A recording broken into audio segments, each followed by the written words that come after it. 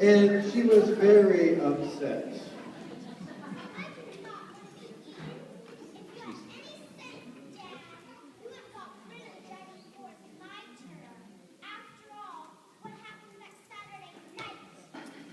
Some knights came to offer their condolences, but she was not easily consoled, and flew into a dreadful temper. Go away! You helped earlier by killing the dragon, but now it's too late! In a fit, she began throwing anything near her, including apples, bananas, pears, grapes. The knights fled from the room, and the princess ran into the garden.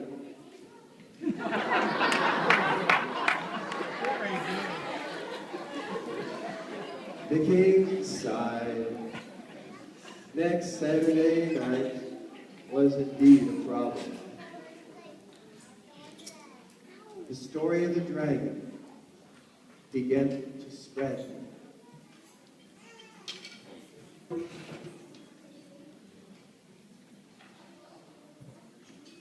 People began talking, spreading the word.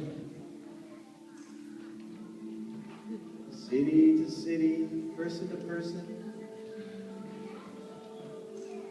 Word spread like fire. Till the information eventually reached the ears of a certain knight named George. When George heard about its terrible reputation, his hair stood on end. But George was handsome and brave and strong. And when he thought of the lovely maiden being eaten by such an ugly dragon, he was determined to do something about it.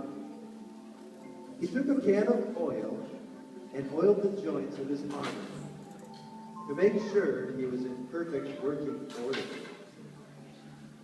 Then, catching up his lance, shield, and sword, he rode off to the dragon's city.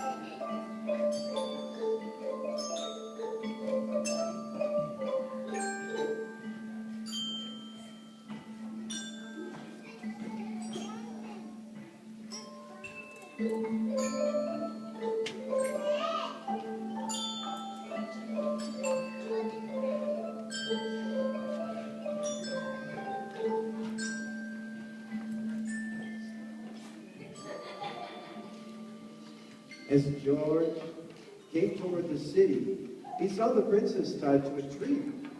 Hello there! Are you waiting for the dragon? She thought it a rather silly question. Why else should she be tied to a tree in the middle of nowhere? He is in the cave, he said.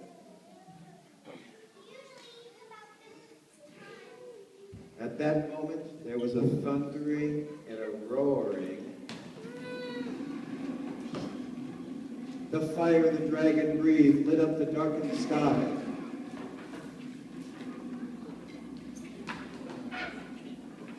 Ah, supper!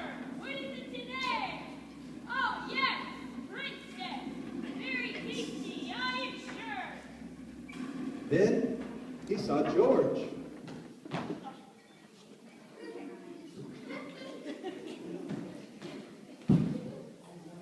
Oh, no, you're not one of those nice fellows, are you? Do you do good deeds and so on? Well, I'll eat you first.